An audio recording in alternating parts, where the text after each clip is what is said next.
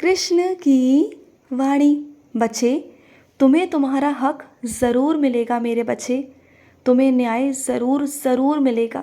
वादा है मेरा तुमसे। जिसने भी तुम्हारा हक छीनने की कोशिश की है ना, मैं उससे तुम्हारा हक वापस दिलवा कर रहूँगा। चाहे वो कितनी भी कोशिश कर ले, कुछ भी कर ले, वो तुम्हारा हक मार नहीं पाएगा, पहली बात।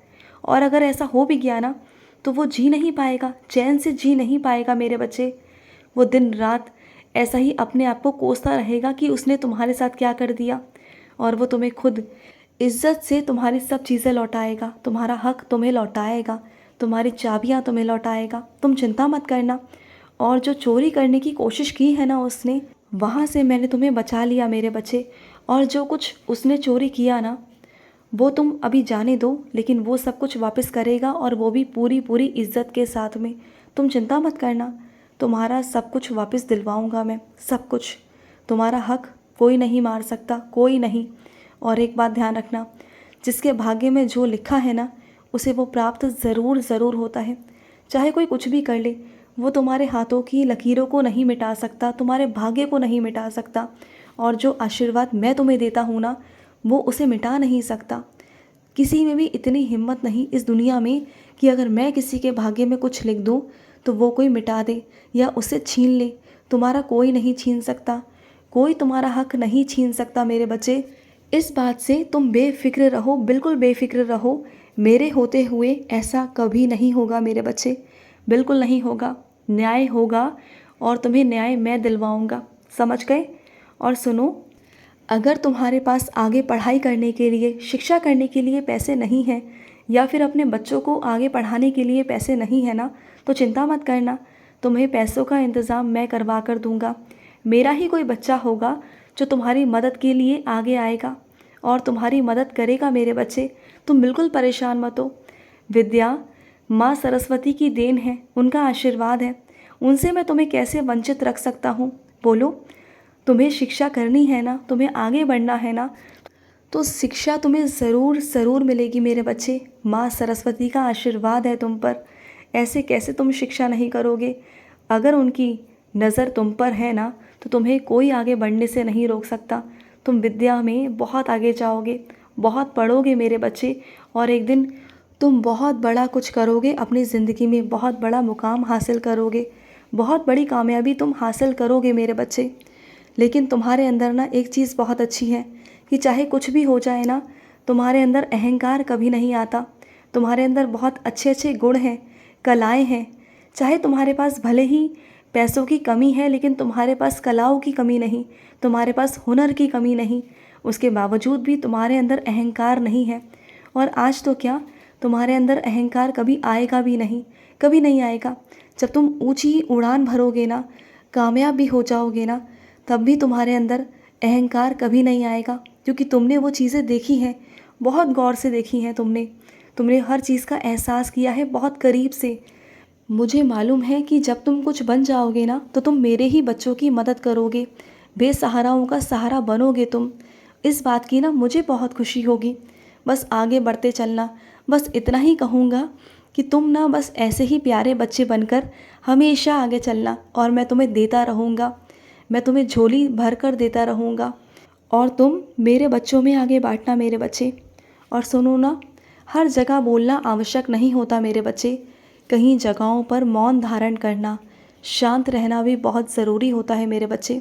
इसलिए मैंने तुम्हें मौन धारण करवा दिया था उस समय पर, क्योंकि तुम जब बोल रहे थे ना, तो वो सही नहीं था मेरे बच्चे।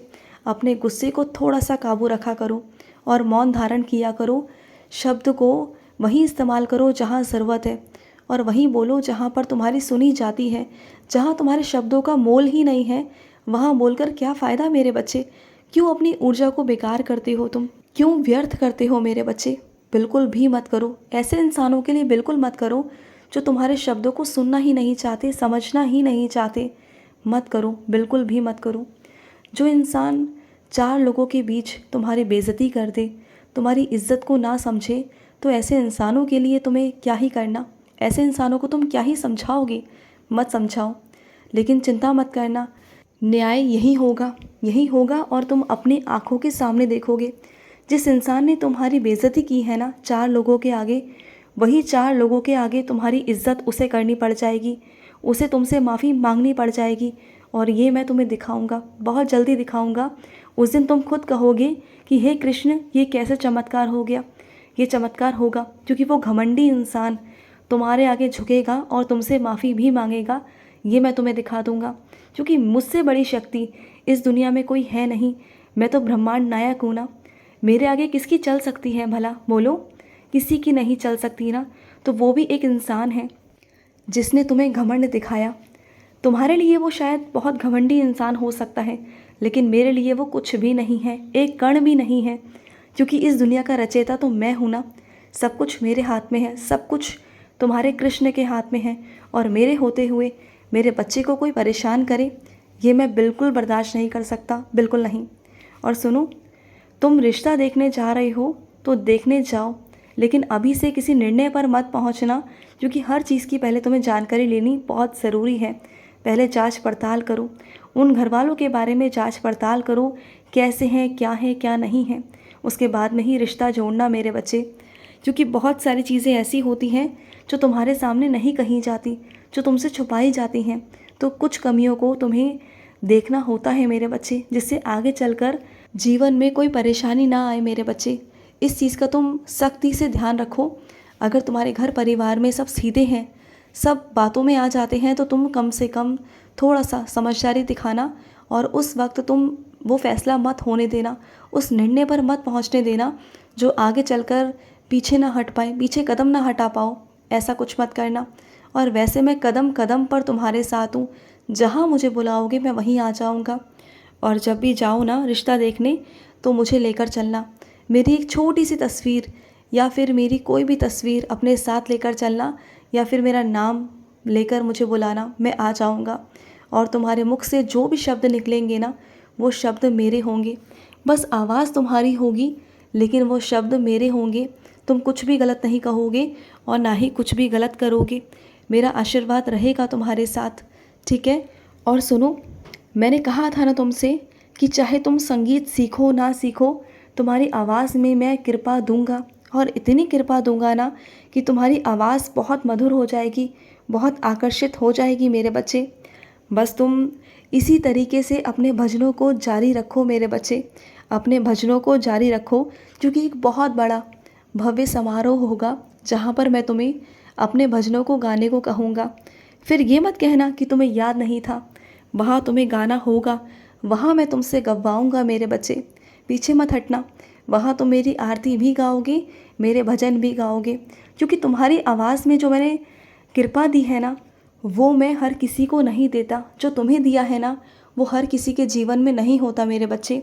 तो अपने इस गुण को, अपनी इस कला को यूँ ज़ायर मत जाने दो।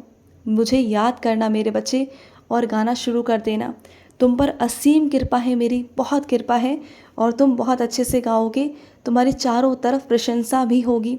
सब कहेंगे कि क्या गाते हो, कितनी मधुर आवाज़ है तुम्हारी। और तुम्हारे भजनों से ही ना मेरे भक्त मुझे पाएंगे, उन्हें मेरे दर्शन होंगे सिर्फ़ और सिर्फ तुम्हारी वजह से। क्योंकि तुम्हारे भक्ति में जो भाव है ना, जो प्यार है, जो अपनी तरफ खींचता है, वो हर कोई नहीं खींच पाता। तुम मुझे विवश कर देते हो आने के लिए, और तुम्हारे ही ज़रिए कितने ही सारे बच्चों को ना मैं दर्शन देने वाला हूँ, बहुत सारे बच्चों को। हो सकता है उसमें से कई लोग ऐसे भी हों जो पापी हों, जिन्होंने कुछ गलत किया हो, उन्हें भी दर्शन देने पड़ जाएंगे तुम्हारी वजह से, और उनके कुछ कर्म मिट जाएंगे सिर्फ़ और सिर्फ तुम्हारी वजह से। सिर्फ़ और सिर्फ मेरे कुछ अच्छे बच्चों की वजह से ना मुझे ऐसे लोगों को भी दर्शन देने पड़ जाते हैं जो सही नहीं होते, जो शायद दर्शन तो दूर मेरा, वो मेरा नाम तक नहीं ले पाते, उनकी ज़ुबान पर मेरा नाम तक नहीं आता। मैं लेने नहीं देता ऐसे बच्चों को, लेकिन सिर्फ मेरे कुछ अच्छे बच्चों की वजह से, मेरे जो आज्ञाकारी बच्चे हैं, जो मेरे प्यारे बच्चे हैं ना, उनकी वजह से मुझे दर्शन देने पड़ते हैं। खुश रहो मेरे बच्चे, बहुत सारा प्यार। आज का रात्रि कृष्ण संदेश समाप्त हुआ। जय श्री कृष्णा।